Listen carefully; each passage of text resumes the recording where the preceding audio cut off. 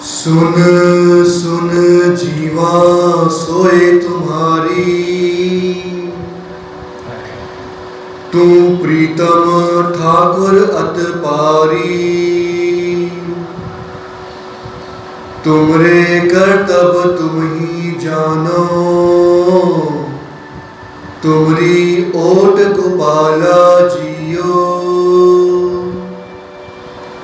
गुण गावत मन हरिया होवे, कथा सुनत मल सगली खोवे। पेटत संग साध संतन के, सदा जपियो दयाला जियो।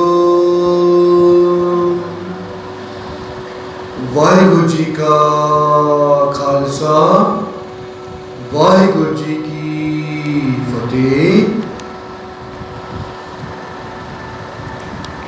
अनसुईया जी की कथा कल से आरंभ हुई है, जिनके जीवन से हमें बहुत कुछ सीखने को मिलेगा। कल हमने जाना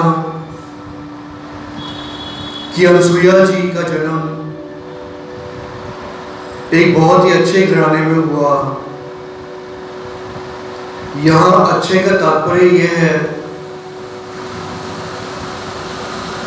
कि प्रभु को मानने वाले घराने में हुआ। अच्छे घराने की बात अगर आज हम सुने या कहें तो लोग सोचते हैं कि बहुत बड़े घराने में हुआ होगा, अमीर घराने में हुआ होगा। अच्छा तो वो होता है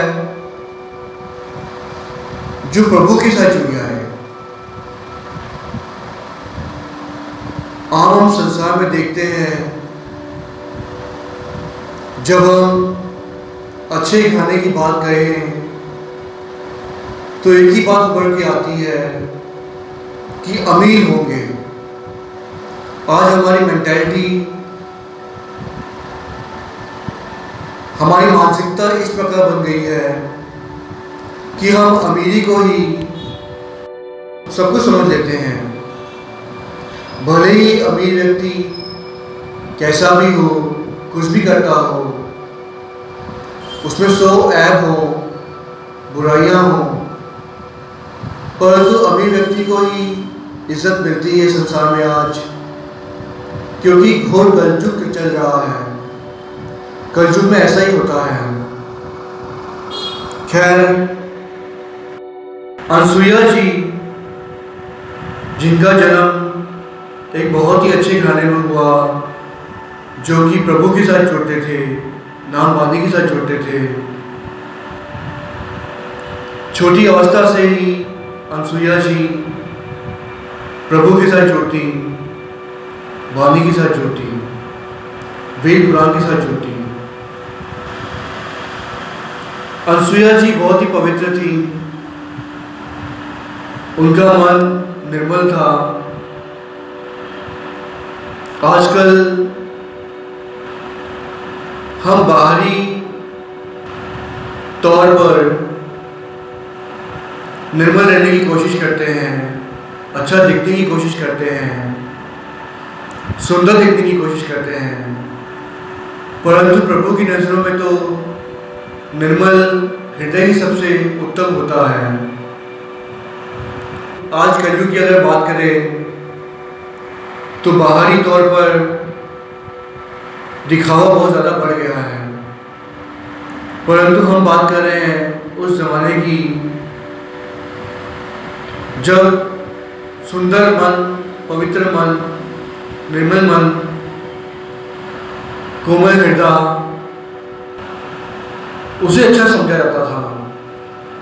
बाहरी तौर पर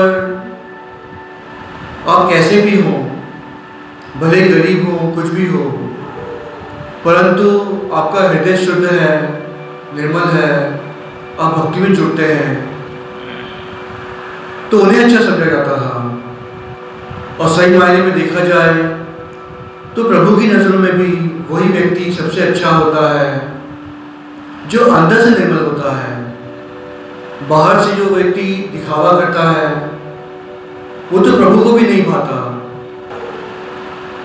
तो अनसुईया जी जो थी वो अंदर से पवित्र थी, निर्मल थी, कोमल थी, उनका हृदय स्वच्छ था। यहां तक कि कहते हैं जब उनका विवाह हुआ ऋषि अत्र के साथ तो उनकी तपस्या को देखकर, अपने पति के प्रति उनके भाव को देखकर, प्रेम को देखकर, सत्कार को देखकर उन्हें सब प्रतिव्रता नारी कहते थे। और वो इतनी पवित्र थी, इतनी ऊंची हो चुकी थी अपनी अवस्था में कि पतिव्रता देवियों में भी अनसुईया का नाम सबसे पहले आता है। सभी देवी देवता उन्हें अब जानने लगे थे, पहचानने लगे थे, उनका आदर सत्कार करते थे। यहां तक कि अनसुईया जी के बारे में कहा जाता है कि उनकी भक्ति का, पति के प्रति प्रेम का, सत्कार का जो भाव था वो महासती बन गई। पति को ही परमेश्वर मानती थी। आज सिर्फ पति परमेश्वर नाम के रह गए हैं। आज बहुत ही कम घराने में देखा जाता है कि पतियों की इतनी इज्जत होती है, सत्कार होता है। आज हम वेस्टर्न लोगों को देखकर उनकी सभ्यता, उनके विचारों में ढल गए हैं, उसी प्रकार के बन गए हैं। परंतु एक समय ऐसा था कि पति को परमेश्वर माना जाता था। और जहाँ तक अनसुईया की बात करते हैं हम, तो अनसुईया जी पति को सचमुच ही परमेश्वर मानती थी और वो इसी मंत्र का जाप करती थी, ओम पति परमेश्वराय नमः। इतनी महान थी अनसुईया जी, हर वक्त ऋषि अत्र मुनि की सेवा में तत्पर रहती थी। एक बार ऐसा कुछ हुआ, कहते हैं कि ऋषि अत्र मुनि तपस्या में लीन हो गए और ऐसे लीन हुए कि शिव जी की तपस्या करते करते कई वक्त बीत गया, कई महीने बीत गए। समाधि लगाकर ऋषि अत्र मुनि शिव जी की तपस्या करते रहे और अनसुईया जी उनके पास बैठी रही। इस प्रकार कई महीने फिर कई साल बीत गए और वो इंतजार करती रही कि अत्र मुनि, उनके पति कहीं उठ जाए, तपस्या से उठे और उनसे कुछ मांगे और वो वहाँ नहीं हो। ऐसा नहीं हो सकता, ऐसा होना नहीं चाहिए। इतने ऊंचे विचार थे अनसुईया जी के। ऋषि मुनि तो तपस्या में लीन रहते हैं, उसी प्रकार अत्र मुनि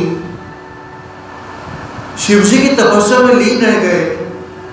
वे उठे ही नहीं कई साल तक। और जरा सोचिए, अनसुईया जी उनकी पास बैठे, उनका इंतजार करती रही कि वे उठेंगे तपस्या से।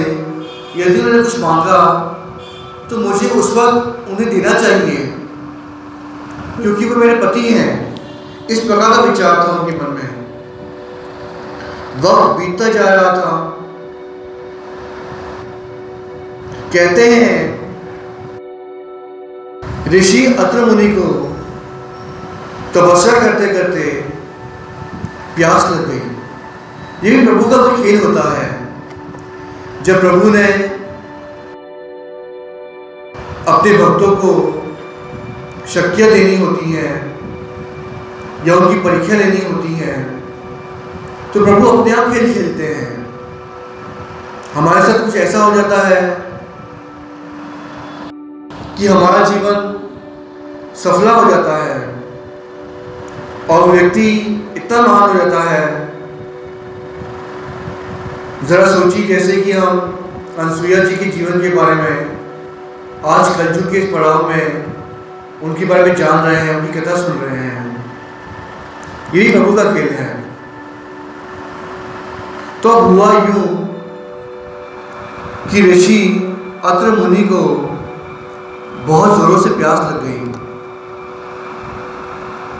क्योंकि वो काल ऐसा था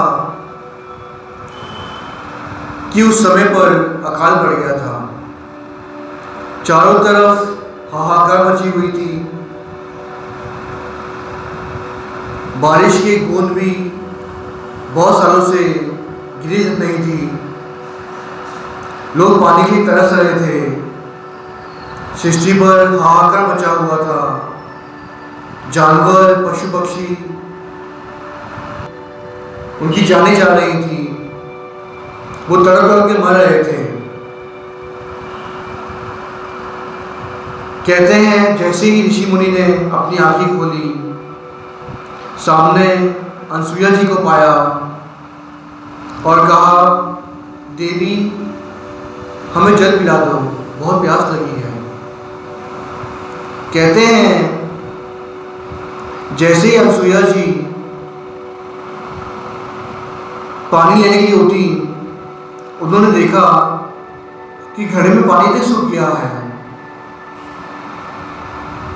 उन्होंने बाहर जाकर देखा तो पानी का कोई जल प्रवाह भी नहीं था। सब कुछ सूखा पड़ा हुआ था। हर तरफ सूखा पड़ा था। यहाँ तक कि पेड़ पौधे भी सूख चुके थे पानी की कमी के कारण। अब क्या हुआ कि माता अनसुईया जी पानी की खोज में निकली, क्योंकि पति को पानी पिलाना था, जल चखाना था। और एक पतिव्रता नारी का फर्ज बनता है, ऐसे उनका विचार था, सोच थी अनसुईया जी की कि कुछ भी हो जाए पानी लेकर आना है। और तो करे क्या,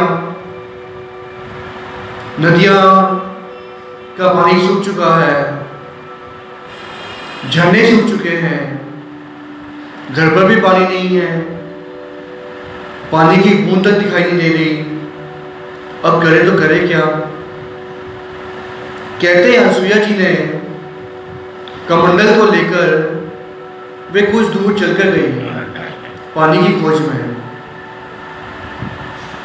कुछ दूरी पर चलने पर माता अनसुईया जी को एक कुटिया दिखाई पड़ी। वहां एक जवान लड़की तपस्या में लीन थी, जिसका नाम इतिहास में सती नर्मदा आया है, जो अपने आप में बहुत महान थी।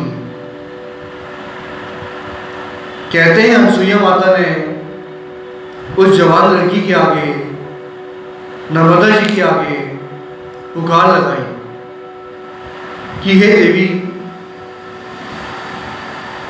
मुझे पानी चाहिए। परंतु जब सती नर्मदा ने अपनी आंखें खोली, लड़की ने बताया कि मैं भी प्रभु के आगे यही प्रार्थना कर रही थी ताकि मुझे जल मिल जाए। कहते हैं सती नर्मदा ने कारण बताया कि वो प्रार्थना क्यों कर रही थी, किसके लिए कर रही थी। नर्मदा ने बताया कि एक लाचार कोढ़ी जिनसे उनकी मुलाकात हुई है, जो कि पानी के लिए तड़प रहे हैं, उनकी जान बचानी है। सारी बात बताई। दरअसल ये कोढ़ी जो था, जिनसे नर्मदा जी की मुलाकात हुई थी, वो बहुत ही अमीर घराने का था, शाहूकार लड़का था। परंतु वो बुरी संगत में फंस गया था, जिसकी वजह से वो शराबी कबाबी हो गया। यहाँ तक कि वो लड़का कोठे तक भी जाने लगा। कोठे पर जाता, मुजरा देखता, एक लड़की जो मुजरा किया करती थी उसे वो चाहने लगा था, उसे पाना चाहता था। कहते हैं उस लड़के ने उस मुजरे करने वाली लड़की के साथ इतना प्रेम किया कि उस पर अपना सारा धन दौलत सब कुछ लुटा दिया। एक वेश्या के साथ संबंध रखना बहुत ही बुरा होता है, ये हम सभी जानते हैं। परंतु जब बुद्धि भ्रष्ट होती है तो मनुष्य गलत राह पर चल देता है। ये जो संगत होती है वो हमें बहुत ही सोच समझ के करनी चाहिए। हम किसके साथ उठते बैठते हैं, क्या बात करते हैं, ये बहुत ज़रूरी है हमारे जीवन में, क्योंकि जैसी संगत होती है वैसा हमें रंग चढ़ जाता है। यदि हम अच्छे लोगों के साथ बैठेंगे, उठेंगे, अच्छे विचार करेंगे, अच्छी सोच रखेंगे तो हमारा जीवन सफला होता है। परंतु यदि हम बुरे लोगों की संगत करते हैं तो हमारा बुरा व्यवहार होता है, बुरी सोच हो जाती है, जिसके कारण आगे चलकर हमें दुख भोगना पड़ता है। और यहाँ तक कि संसार में देखा गया है कि व्यक्ति को बुरी संगत के कारण नरक तक भोगना पड़ता है। यहाँ तक कि 84 झूले भी भोगनी पड़ती हैं। ऐसा हमने कई कथा कहानियों में सुना है, पढ़ा है, देखा है, बुझा है। अब हुआ यूं कि इस लड़के ने उस वेश्या के प्रेम में पड़कर अपने घर का सारा सोना चांदी धन पदार्थ उस मोजरे करने वाली वेश्या पर लुटा दिया। अब इस अवस्था में वो आ गया कि उसके पास कुछ ना बचा, हाथ में कुछ था नहीं, सब कुछ वो लुटा चुका था। और जब गरीब हो गया तब वो मुझे करने वाले के पास गया तो कहते हैं उस वेश्या ने भी उसे ठुकरा दिया, क्योंकि जो वेश्या होती है, इस प्रकार का काम करने वाली होती है, उसे सिर्फ और सिर्फ पैसे से मतलब होता है, धन से मतलब होता है। आपका भाव, आपका प्रेम वो नहीं देखती, उसे सिर्फ पैसे और धन से मतलब होता है। इस लड़के ने तो उस वेश्या के लिए अपना सारा जीवन लुटा दिया, सारा धन लुटा दिया, यहाँ तक कि अब वो फकीर बन गया, कुछ ना बचा, गरीब हो गया। अब कहते हैं उस पूजे करने वाली ने, वेश्या ने इस लड़की को अपने महलों से बाहर फिकवा दिया। अपने ही कर्मों के कारण आगे चलकर ये लड़का कोढ़ी बन गया, उसे कोढ़ का रोग हो गया। अब ये कोढ़ी दर दर भटकने लगा, क्योंकि किसी भी कोढ़े को कोई भी व्यक्ति हाथ नहीं लगा सकता। रिश्तेदारों ने, घर वालों ने ठुकरा दिया, क्योंकि उसने बुरी संगत करके वेश्या के पास जाने लगा था, अपना सारा धन उसने लुटा दिया था वेश्या के ऊपर, और अब गरीब हो गया था। यहाँ तक कि उसे इतना बड़ा रोग भी हो गया था, जिसके कारण वो अब दर दर भटक रहा था। जरा सोचिए कैसा जीवन होता है ऐसे लोगों का, जो इतना धनवान व्यक्ति गलत राह पर चल देता है और अपना सब कुछ लुटा देता है, और आगे चलकर उसी कर्मों के अनुसार उसे इतना बड़ा रोग होता है, वो भी कोढ़ी का रोग, जो कि बहुत ही भयानक माना गया है। क्योंकि कोढ़ी का रोग ऐसा होता है जिसमें सारे शरीर पर कोढ़ हो जाता है, सारा शरीर गल जाता है, छल्ली छल्ली हो जाता है। ऐसे शरीर को कोई देखता नहीं। उस शरीर पर फिर मक्खियाँ बैठती हैं, भिनभिनाती हैं, और वो व्यक्ति दर्द के मारे जीवन भर तड़पता है, रोता है, कुल्लाता है। ऐसा ही वो जीवन बन गया था उस कोढ़ी का। परंतु अब वो कोढ़ी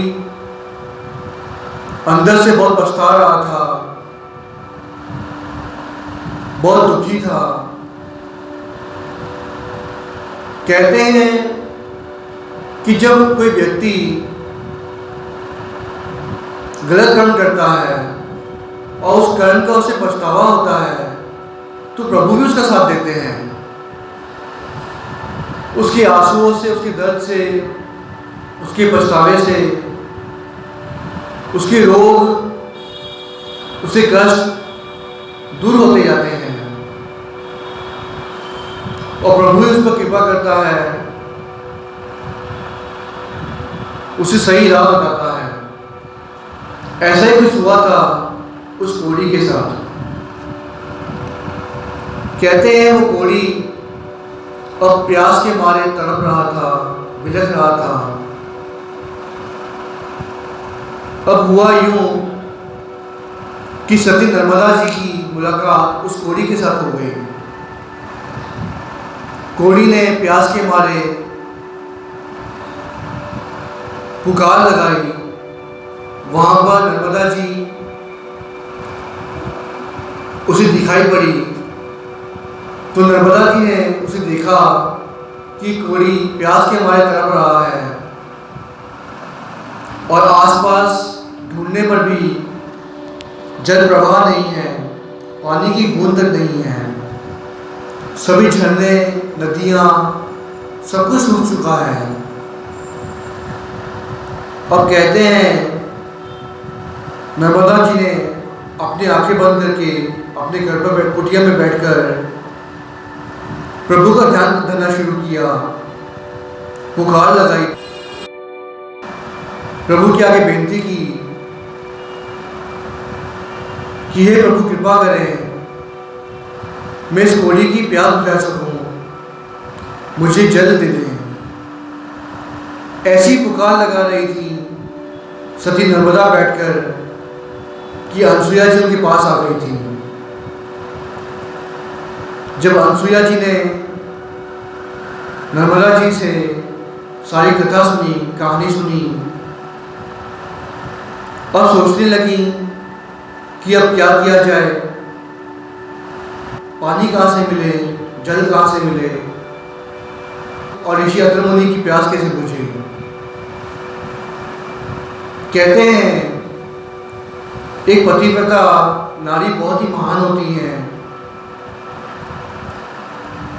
और वो भी पतिव्रता नारी अगर अनसुईया जी हो तो क्या नहीं कर सकती।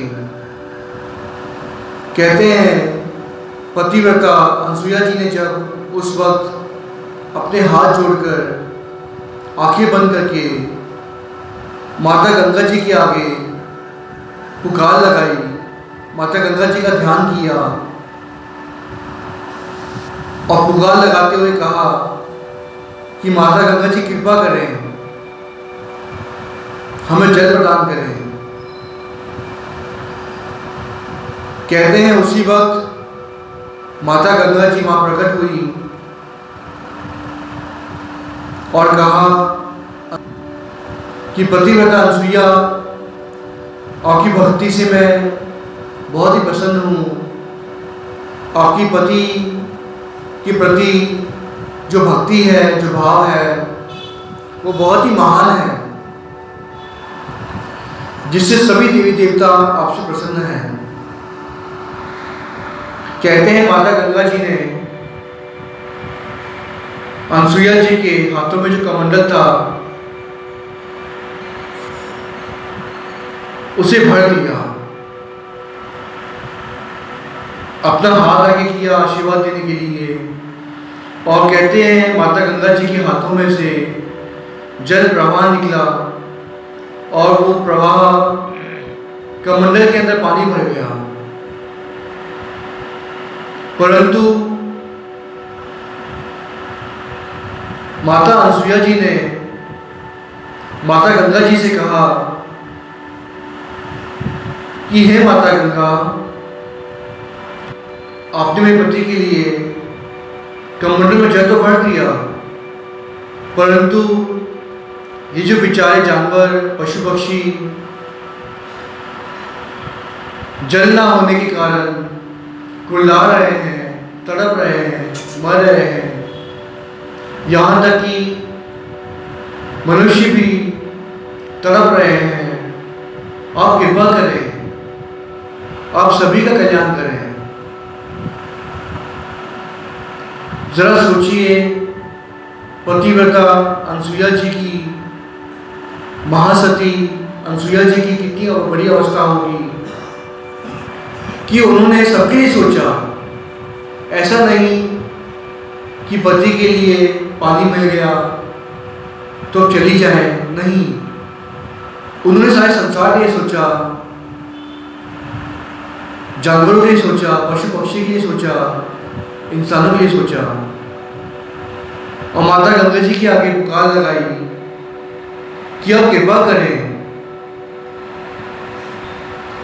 सभी पर कृपा करें। कहते हैं पाताल में से उसी वक्त एक फव्वारे की तरह धरती में से प्रकट हुआ और नदी बहने लगी।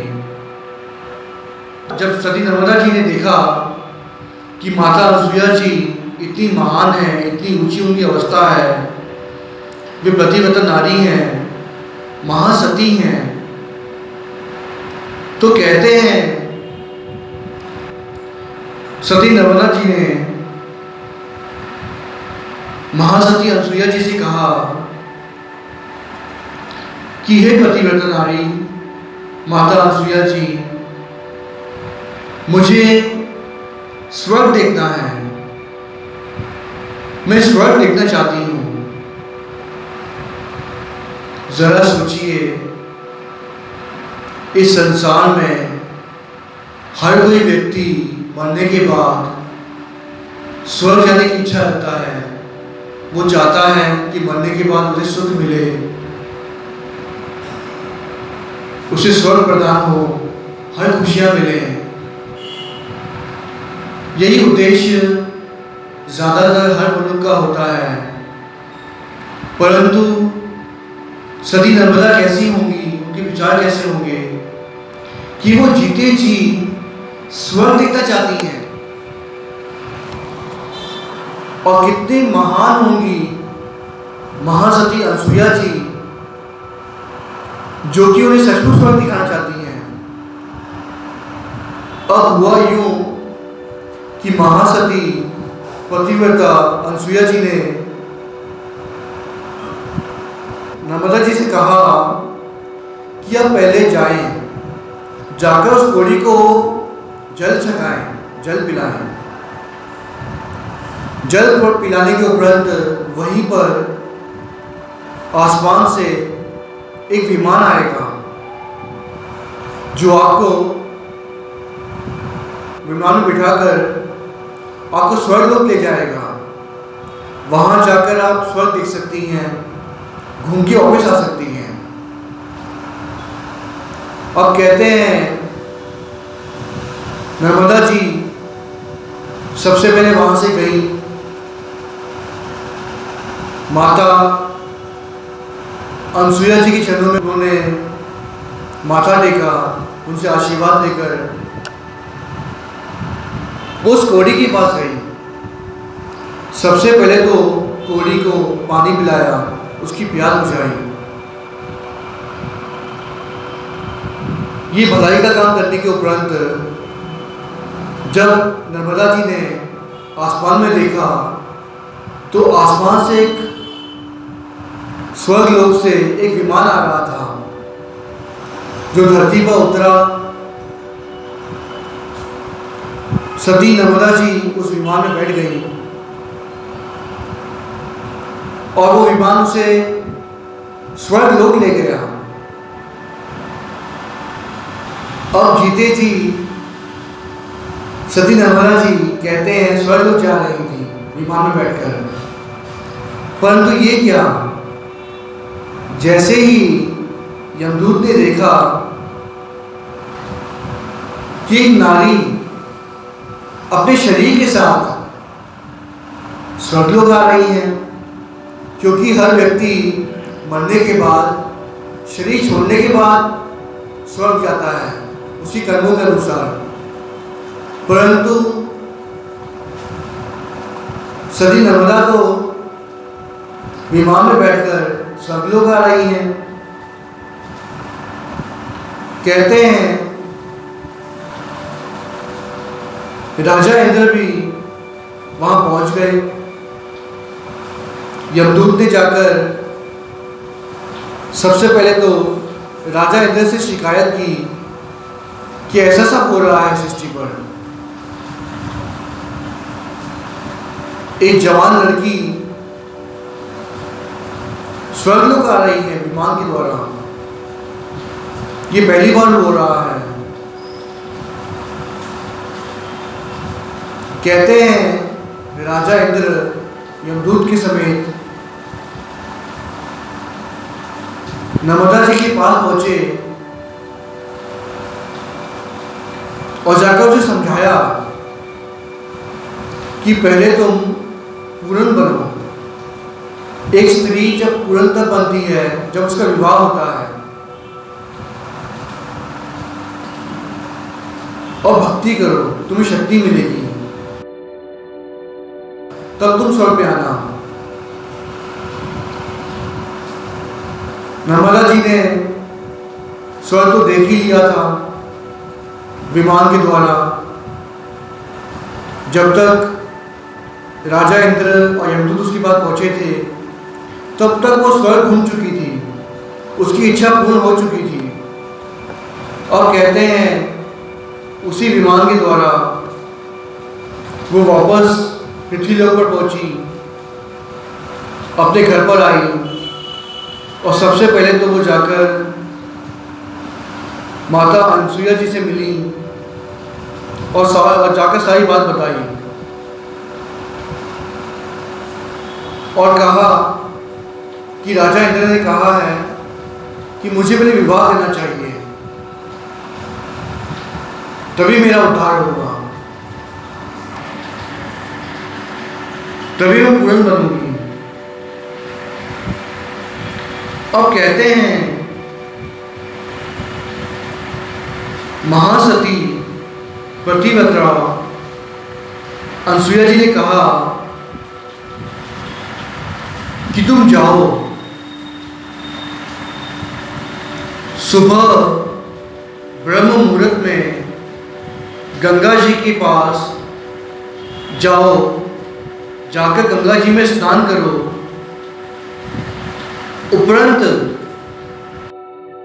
गंगा जी में स्नान करने के उपरंत जो भी लड़का, जो भी व्यक्ति तुम्हें पहले मिलेगा, दिखाई पड़ेगा, उसी के साथ तुम विवाह करना। अब ये बात सुनकर कहते हैं सती नर्मदा अपने घर चली गई। सुबह उठकर अमृत वेले ब्रह्म मुहूर्त में उसने जाकर गंगा में स्नान किया। स्नान करने के उपरांत जब उसने देखा एक सामने लड़का बैठा है और वो उसे देखकर चौंक गई, क्योंकि वो वही लड़का था जो कि कोढ़ी था। उस लड़के को देखकर उसके हाथ छूट गए और कहा आज से आप मेरे पति हुए, मैं आपको अपना पति मानती हूँ। ज़रा सोचिए कितनी बड़ी बात है ये। आज हम शादी के लिए कोई लड़का देखते हैं तो घराना देखते हैं, उसके विचार देखते हैं, उसका धन दौलत देखते हैं, परिवार देखते हैं, उसका शरीर देखते हैं, कितना अच्छा दिखता है वो। परंतु कितनी महान होंगी सती नर्मदा, जो कि कोड़ी को देखकर उसे अपना पति मान लिया। ये सुनना बहुत ही आसान लगता है, परंतु ये अवस्था कितनी ऊंची होती है कि कोड़ी को अपना पति मान ले और उसकी दिल लगाकर सेवा भी करे।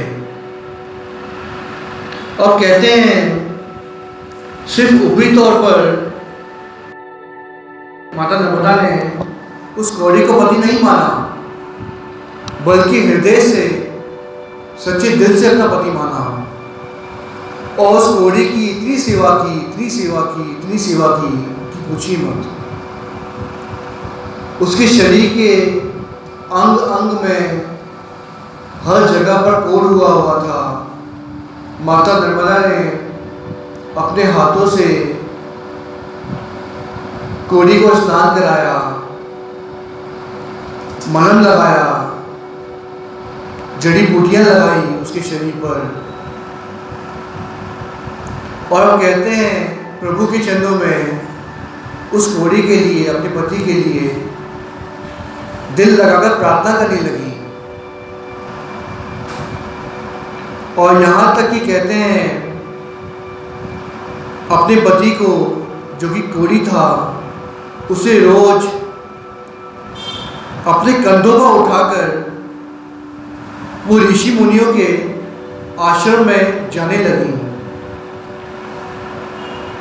अपने पति को ऋषि मुनियों के दर्शन कराती, उनका आशीर्वाद दिलाती, दर दर भटकती। जरा सोचिए कितनी ऊंची अवस्था होगी सती नर्मदा जी की, जो कि कोड़ी पति को अपना मानकर बहुत ही पवित्रता से, बहुत ही आदर से, बहुत ही सत्कार से उन्हें उठाकर ऋषि मुनियों के आश्रमों में जाती, उनसे आशीर्वाद लेती थी। ऐसी अवस्था बहुत ही ऊंची है। वो नारी कितनी ऊंची होती है जो अपने पति की इस प्रकार सेवा करती हैं। परंतु आज हम संसार में कुछ और ही देखते हैं। आज कहीं पति को बहुत बड़ी बीमारी आ जाए तो नारी के मन में एक पल के लिए ऐसा भी आ जाता है कि भगवान कहे चले जाएं। यहाँ तक कह देती हैं कि इनका दुख मुझे देखा नहीं जाता, ये चले जाए तो अच्छा है। परंतु कितनी ऊंची अवस्था होगी उनकी, सती नर्मदा जी की, जिन्होंने ऋषि मुनियों का आशीर्वाद लिया, उनका भला चाहा ताकि उनका रोग दूर हो सके।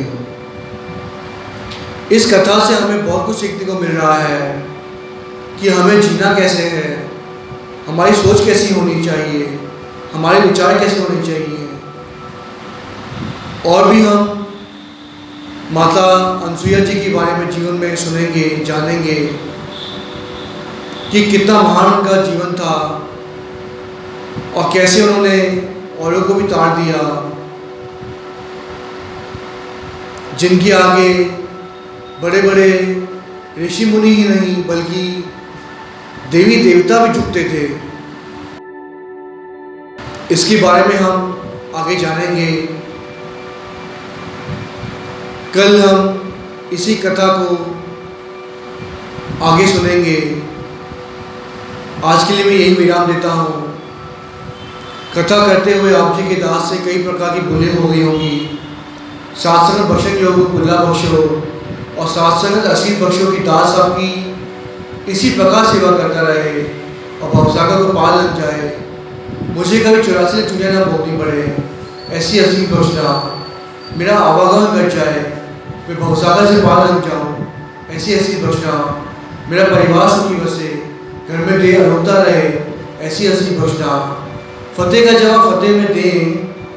वाहिगुरु जी का खालसा, वाहिगुरु जी की फतेह।